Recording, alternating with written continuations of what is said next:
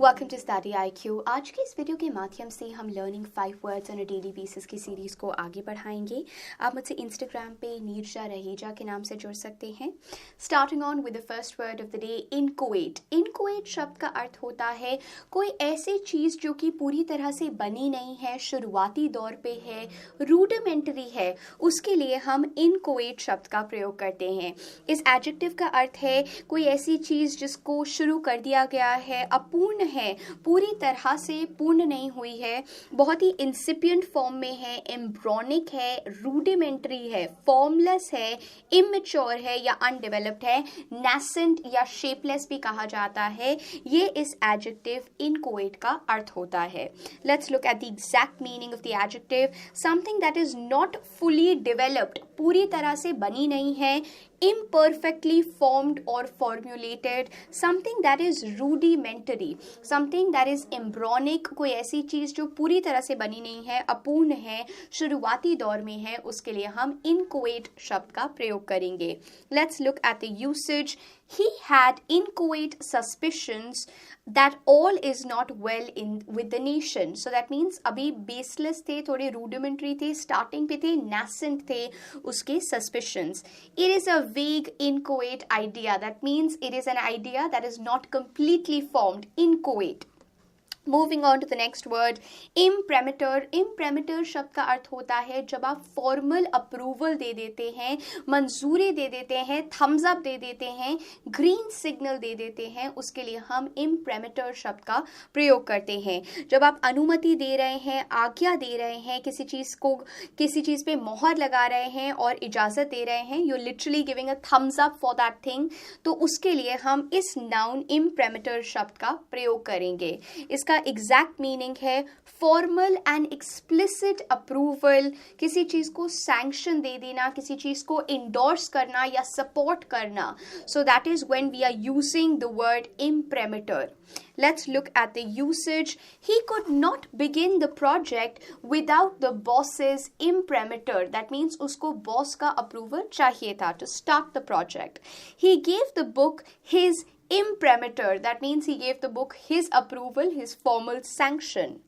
Moving on to the next word, inane. Inane शब्द का अर्थ होता है devoid of intelligence, बुद्धू, मूर्खतापूर्ण, खाली दिमाग, उसके लिए हम inane शब्द का प्रयोग करते हैं। इस एडजेक्टिव का अर्थ है silly और senseless, कोई ऐसा व्यक्ति who is devoid of intelligence. For example, if you can see this image, what is George W. Bush's first name? So obviously the name itself is given and the first name has to be George W. Bush. So this is showing कोई ऐसा व्यक्ति जो कि मूर्खतापूर्ण चीज को दिखा रहा है। So inane, devoid of intelligence. Let's look at the usage.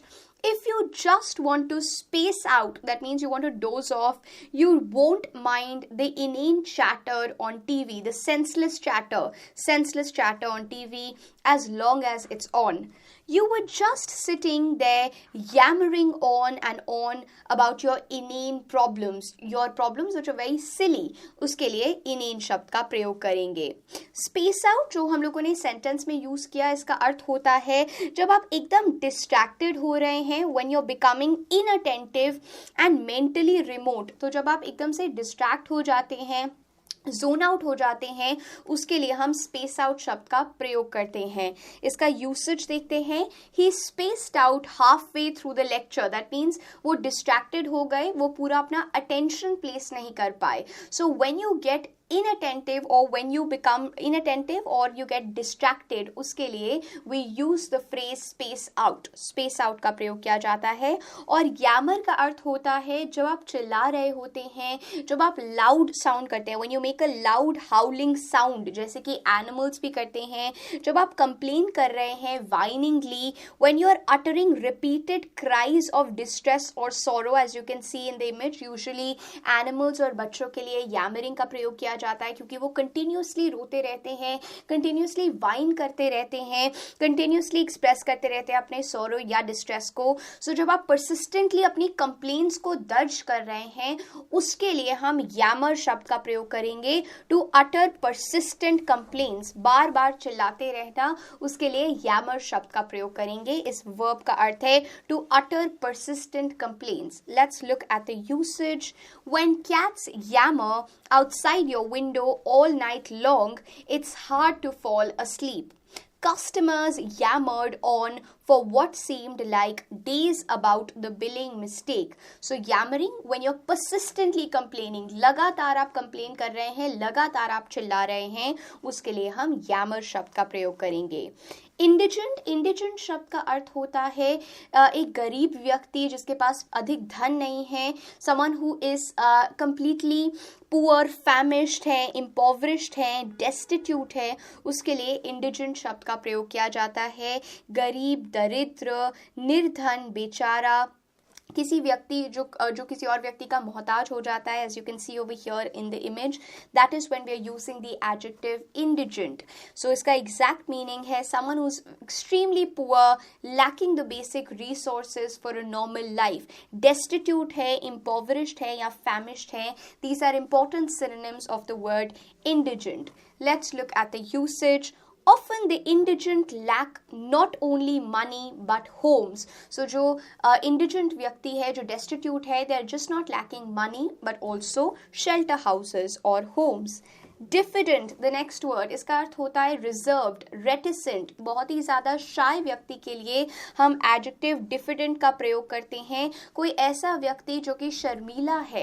So someone who is shy, lacking self-confidence, someone who's unassertive, reserved, reticent. Reticent is an important synonym of the word diffident. उसके लिए हम adjective diffident का प्रयोग करेंगे। Let's look at the usage. If you are shy and have a diffident manner, you should probably not choose one of these professions, a substitute teacher, a stand-up comic or a lion tamer, क्योंकि इन सब में you have to be extroverted. Extroverted becomes a antonym of the word diffident. Moving on now to the quiz of the day. Let's just solve these questions together. Antebellum means, आप video को pause कर करके साथ साथ में solve कर सकते हैं. Antebellum means before the war. So American Civil War आपका 1861 से लेके 65 तक हुआ था between the northern regions which was against slavery और southern regions जो कि plantation owners थे, तो they were for slavery. So ये जो tussle हुआ था, इसमें बहुत ही beautiful book भी लिखी गई है मार्गरेट मिशेल के द्वारा, गॉन विद द विंड, जिसको आप रीड कर सकते हैं, जिससे आप वोकैबुलरी भी इंक्रीज कर सकते हैं. So here antebellum, Gone with the Wind antebellum period को दिखाती है और सिविल वॉर को दिखाती है particularly. So a period before the American Civil War और the period before the war is called antebellum. So this is the meaning of the word antebellum. A person who loves money and hates spending it. So एक ऐसा व्यक्ति जिसे पैसे तो बहुत पसंद है लेकिन spend नहीं करना चाहते हैं. As you can see over here, Uncle Scrooge का image. That person is called a miser. So miser is a person जिसको पैसे की बहुत चाह होती है लेकिन वो spend नहीं करना चाहते हैं. Spendthrift loves money and spends also a lot. Philanthropic जो दयालु होते हैं और किसी को देते हैं.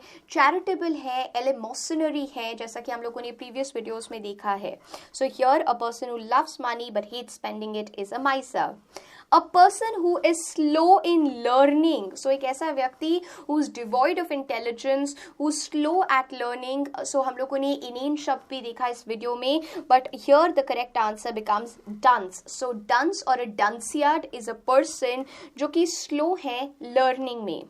Somnology is a study of sleep. Somnia से आ रहा है, so it is a study of sleep that is called somnology. Osteology. Osteology is the study of bones. तो जो scientific study है, it's coming from the Greek word osteon, bone. Logos means science. So the study of bones is called osteology. Osteology. Study of insects is called entomology. So entomology is a study of insects. That is the correct answer. Ostentation का अर्थ होता है garish display of material wealth. जब आप अपनी पूरे के पूरे wealth का एग्जीबिशन रख देते हैं, you are trying to show off, तो उसके लिए हम ऑस्टेंटेशन का प्रयोग करते हैं। As you can see over here, look at my massively ostentatious shopping bag. तो आप जानबूझ के दिखा रहे हैं। Pageantry here becomes the correct answer because you have to choose words that are closest in meaning. So ostentation ka closest in meaning becomes pageantry.